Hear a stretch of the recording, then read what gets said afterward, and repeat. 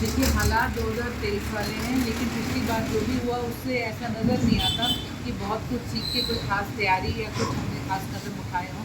हम मतलब मैं समझती प्रशासन ने या सरकार ने या जो हमारे मौजूदा सत्ताधारी हैं यहाँ पे एक बार फिर सारी कॉलोनियाँ दुखी हैं, सारे आसपास के इलाके के किसान दुखी हैं, इंडस्ट्रियल एरिया पानी में डूबा हुआ खड़ा है। और अगर आप कहीं पर भी देखें चाहे वो पंप की निकासी की लड़ाई है हर रोज़ की जगह घंटों 10 घंटे की लड़ाई है। अब 2 चल रहे हैं, अब 4 चल रहे हैं, फ़ोन कर करके चिलवाने पड़ते हैं। चाहे वो राशन पहुंचाना था, चाहे वो लोगों को इलाके से इवैक्यूएट करके शेल्टर होम में देना था, सरकार ने पीछे से कदम उठाए हैं जो कि पहले से सब कुछ रेडी रहना चाहिए था। साफ है ना सरकार तैयार थी, ना उनकी तैयारी ज़मीन पर लोगों को कोई मदद दे पाई। लेकिन इसके लिए तो प्रशासन को जिम्मेवार मानते हैं। हम ये ज़रूर मानते हैं कि भगवान की तरफ से जो ये अपनी बार आपदा आई है, इतनी ज़्यादा मानसून था, लेकिन महीनों पहले आ चुका था कि 110% मानसून अपनी बार होने वाला है। इनकी तो 10% की भी तैयारी नहीं थी उस हिसाब से। अगर आप मंदिर देखें, शेल्टर होम देखें या कोई और चीज़ देखें, तो मैं समझती हूँ कि एक बार फिर लोग जो है पानी से, मिट्टी से, बेरोज़गारी से और आने वाले दिनों में बीमारी से जो है फिर से लड़ने को मजबूर हो गए हैं। और सरकार की तरफ से जो मदद होनी चाहिए थी नहीं थी।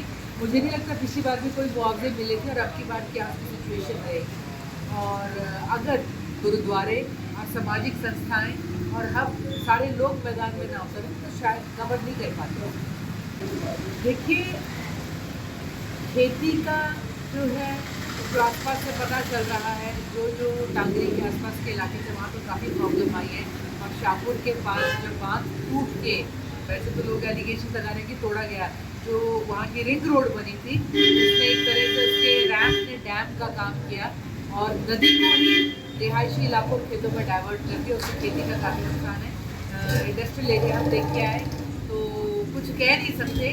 4 फुट है, 5 फुट पानी है, पर 5 के करीब पानी तो मैं कहूँगी ज़रूर वहाँ पर बिल्कुल स्थायी खड़ा है। कल वहाँ के पंप के बोर्ड फूक गए थे, किश्ती का इंतज़ार था और अगर चला भी तो कम से कम हफ्ते से ऊपर की कार्रवाई होगी सिर्फ पानी नीचे करने की। और आप देखिए जीवन, रोज़गार, दुकानदार हर कोई अस्त व्यस्त हो गया। जो छोटी इंडस्ट्री थी हमारी वो सब के सब परेशान है। तो मैं समझती हूँ आर्थिक रूप से देखें या उसको जीवन के उसमें देखें तो काफ़ी लोग नुकसान से उठा रहे हैं। और आने वाले दिनों में बीमारियों का भी एक इशू आ जाएगा और रोज़गार दोबारा से शुरू करना एक बहुत बड़ी लड़ाई होगी। देखिए जी, बांध की कहानी बड़ी जो मैं कहूँगी समझ से परे है हमारे।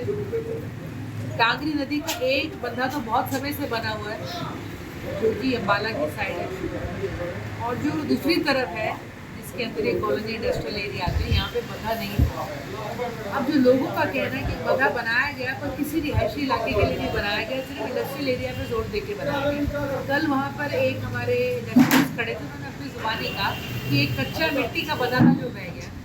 आज हम गाँव वार्ड नंबर 11 में देखें तो 30 लाख का यहाँ भी एक मिट्टी का कच्चा घड़ा बांध बनाया गया था, वो भी यहाँ से बह चुका है।